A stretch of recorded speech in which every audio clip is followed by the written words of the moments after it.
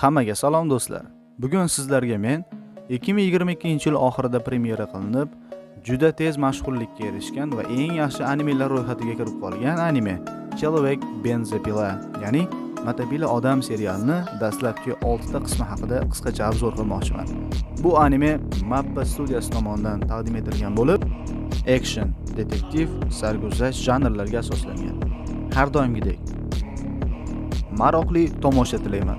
Videoni oxirigacha ko'ring va video oxirida nima deyishimni bilib olasiz. Hazil, biz boshladik. Voqea yaxshi hayot uchun intilayotgan 16 yoshli Denji ismli bolakay va uning yonida yuradigan Pachito ismli dev haqida. Denjining otasi vafotdan so'ng Denjiga meros qoldirib ketgan edi, ya'ni 70 million yen qarz. Denji uni to'lash uchun buyragini va o'ng ko'zini sotgan edi va 38 milliondan ko'proq qarz qolgan edi. Uning sherigi bo'lgan Pachito peshonasida arrasi bor bir boshqacha dev edi. Bu devdan barcha devlar qo'rqar edi. U devlar ichida eng kuchlisi edi. Bu devning ismi aytib o'tganimdek Pachito edi.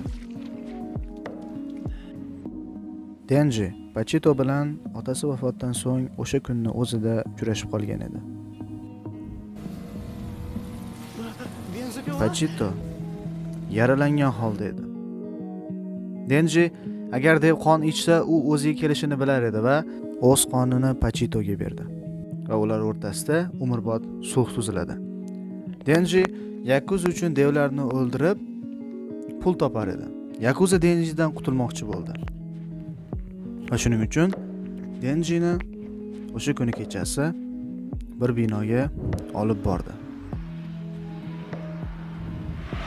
Denji qayerga ketayotganini bilmas edi.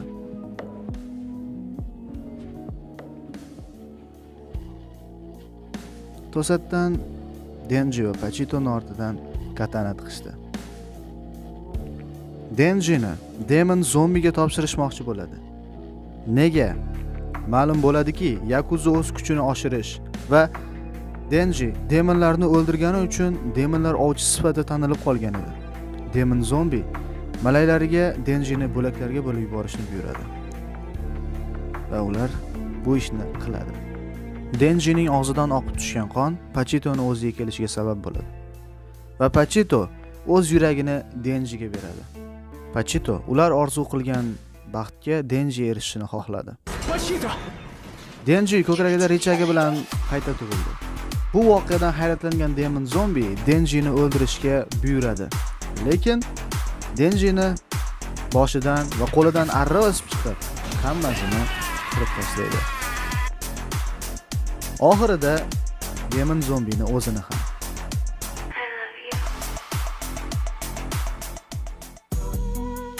Ertasi kuni ertalab demon zombini o'ldirish uchun kelgan Makima Denji hamma zombilarni o'ldirib yuborganini ko'radi. Denjini o'zi bilan bosh shtabga olib ketadi.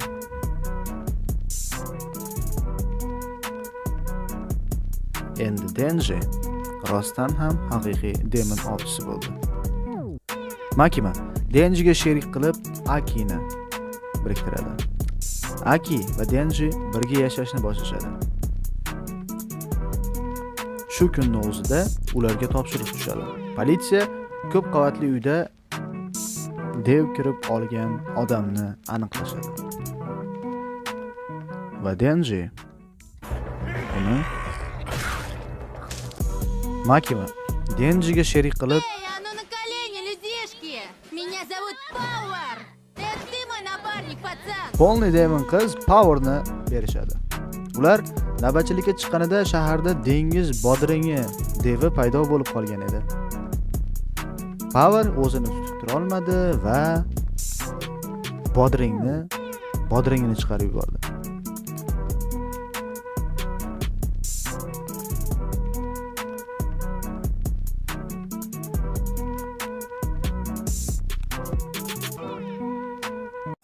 Ular o'zboshimchalik qilgani uchun Makimadan gap eshitishdi.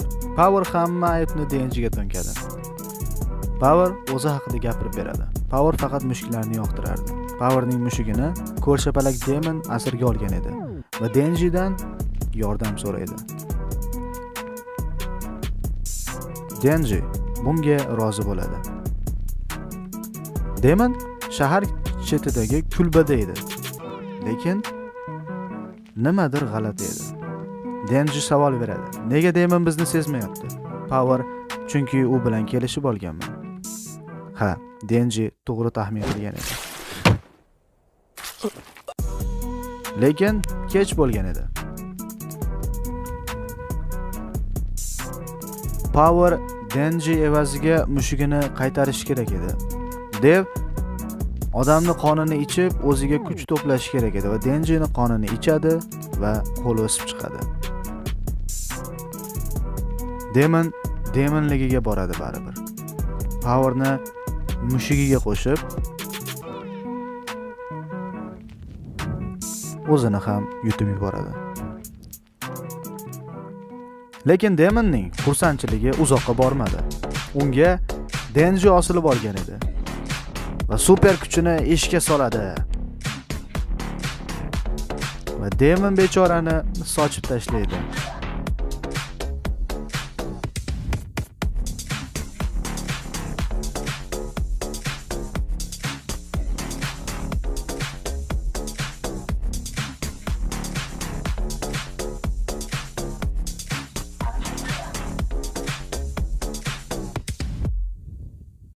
Denji ko'rshapalak Demonni o'ldirdi va Power va uning mushugini qutqardi.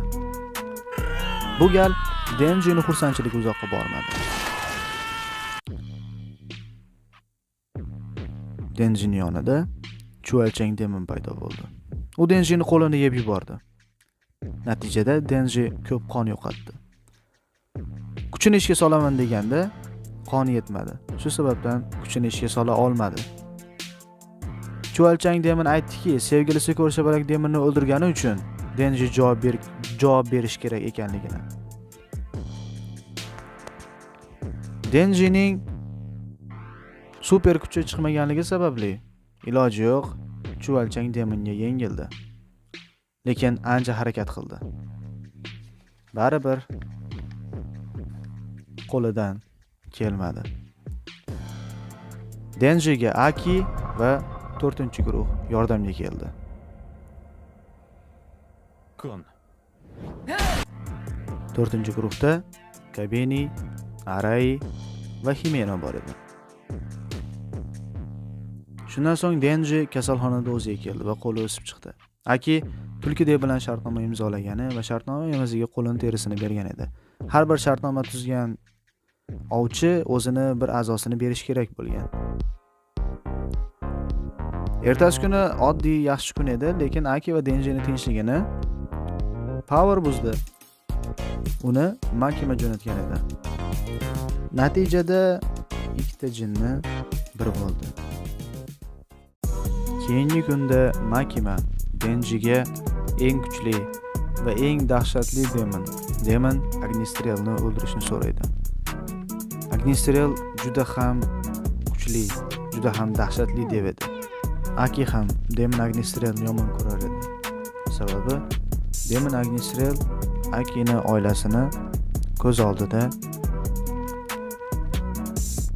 bir zumda o'ldirgan edi.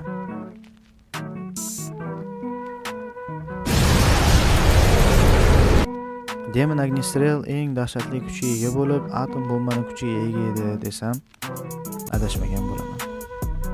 Har bir devda Agnistrelning bir parcha o'q sifat tanasi bor edi. Bu o'qlar kerakli hajmga yetganida Agnistrel tomon harakatlanardi. 4-guruh Marin mehmonxonasiga borishdi. Bu yerda dev sifat kuchni payqashgan edi. Sababi Agnistrelning o'qi shu tomon harakatlangandi. 4-guruh 8-qavatga ko'tarildi. Himena haqida. Himena va Aki bundan bir necha yil oldin Himenaning sherigi o'lgandan so'ng Akini Himenaga sherik qilib berishgan edi. Shundan beri Aki va Himena birgalikda ish qilishayotgan edi. Birozdan so'ng yo'lakda boshida qo'li bor dev paydo bo'ldi va u hujum qildi. Himena uni o'zining kuchi yordamida ushlab qoldi. Power uni bo'lib tashladi va men o'ldirdim deb o'yladi. Lekin Himena bu kuch uchun o'zining o'ng ko'zini bergan edi. Lekin izlanayotgan dev bu emas edi. Ular yuqori qavatga ko'tarilishdi. Lekin nimadir g'alati edi. Ular hali ham 8-qavatda aylanib yurishgan edi. Tekshirib ko'rish uchun Aray yuqoridan pastga tushdi va 8-qavatga yana qaytib tushdi. G'alati. Hamma bu holatni tekshirib ko'rdi. Birinchi bo'lib Ximena,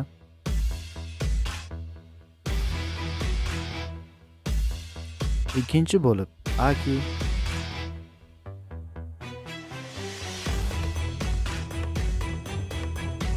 aniq bo'ldiki, bu mehmonxonadagi abadiyat devining abadiyat sehri edi. Bu qavatda hatto vaqt ham to'xtab qolgan edi. Denji baribir bolaligiga bordi. Офигеть! Аж можно спать, сколько влезет! 4-guruh a'zolari birma-bir aqldan ozishni boshladi. Arai va Kabeni o'zini yo'qotib, dahshatga tushib qolishdi. Power esa dovdir-sodir gaplar Я gapirdi. думала, как выиграть Нобелевскую премию. Это ж если я ее получу, людишки сразу на колени. Хочется же полюбоваться, как людишки будут страдать. Ancha vaqtdan keyin, menimcha bir kundan keyin abadiyat devi paydo bo'ldi. U guruh a'zolariga chiqib ketish uchun sulh taklif qildi.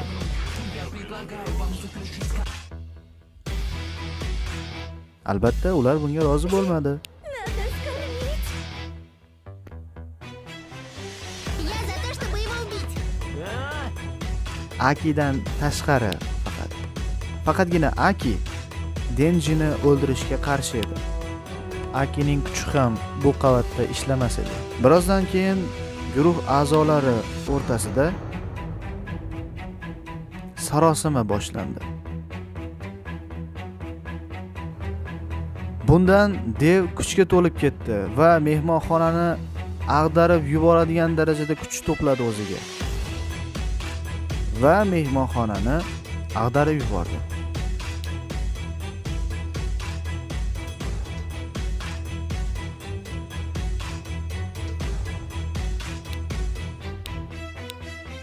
Ular endi haqiqatdan ham Denjini o'ldirishga niyat qilishdi.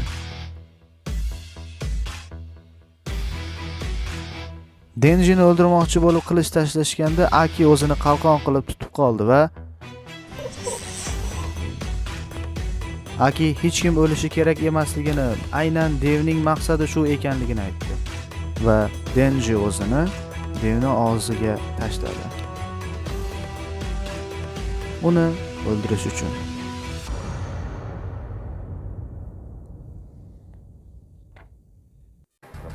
Do'stlar, bugungi video shundan iborat edi. Yaqin kunlarda albatta videoni davomini chiqaraman. E'tiboringiz uchun rahmat.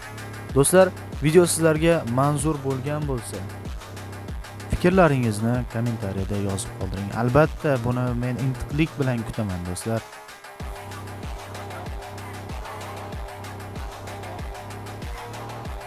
Albatta, bizni kuzatishda davom eting.